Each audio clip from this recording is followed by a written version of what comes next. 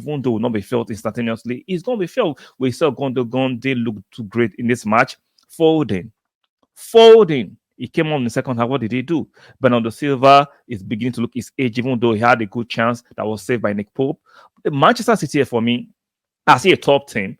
But like I said at the beginning of the season, even with Rodri, they are not the same team. Yeah, they've won 4P. They are trying to win the fifth one. They are not the same team, especially being rattled aggressively with the rattled the last. Stay up, FC. What did they do today? Haaland, what did he do today? Newcastle won. Manchester City won. Very good game. Let's be fair. Manchester City had the bulk of possession as per usual. We all know they'll have the bulk of the possession, whether needless or needful possession, they'll have it. They scored the first goal. Good goal by Gvardiol. No, the way he turned the Newcastle defender, what's his name? The tall guy. He burnt Dan Burn. The way he burnt him. He burnt him so effortlessly. Good goal.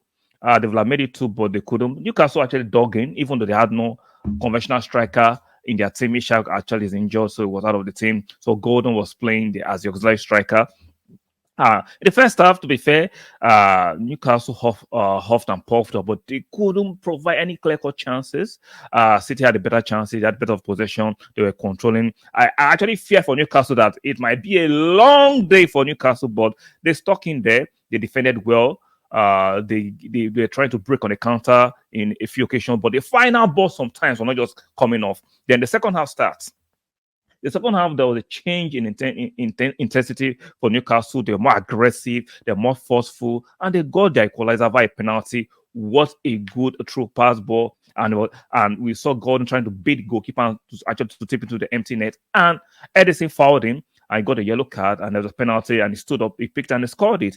And the second shot for a penalty, what do you guys think? Was that a penalty or not? For me,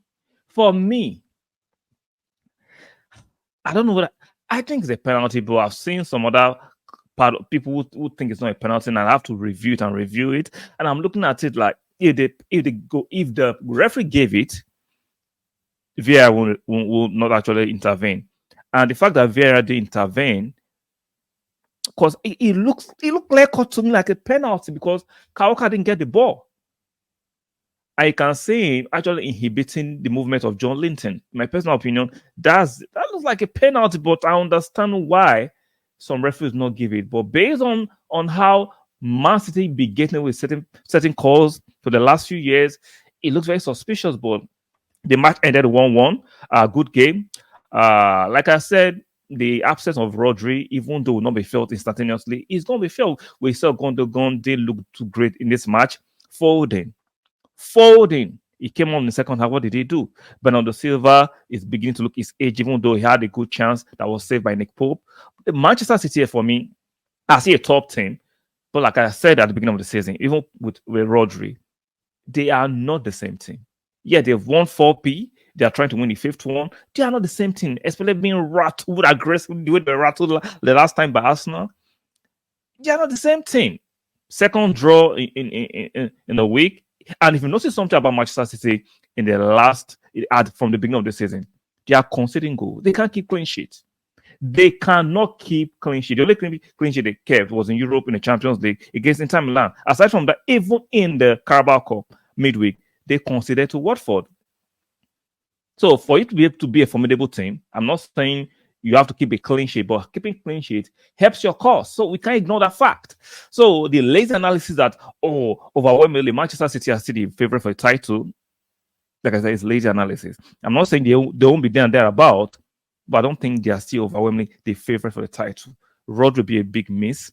Today, like you said, likes of Newcastle actually pull a draw from Man City. And if Newcastle maybe had an Ishak today, maybe a little bit more clinical, they might have nicked a win against Manchester City. Manchester City is a very strong team, but they are very impregnable. They are not impregnable. They are not. They are far from being impregnable. So all this nonsense, all this waffle for the pundits, for the mainstream that, regardless of Man City losing Rodri, the Pep can actually come up with something. It's bullshit because you still need quality players for Pep to come up with something. Pep is not buying players from League One or championship to come up with something. You still need the quality. Pep is not a magician. He is not. So back to this game. Newcastle decent performance. If for those of you that love statistics, Man City has 60% of the ball or the possession, while Newcastle had 38. Look at chances created. Let's look at shots, right? Shots. Newcastle had 11, 4 on target. Man City has 16 shots, 6 on target. Not too much in between both teams. So both are shared four yellow cards and no red cards. So the battle continues for me. The battle continues. Hopefully, Arsenal can win the game against Leicester and actually be on the same point tally with Manchester City. Like I said, the draw we had against Manchester City the last time was a good result, regardless of how you look at it.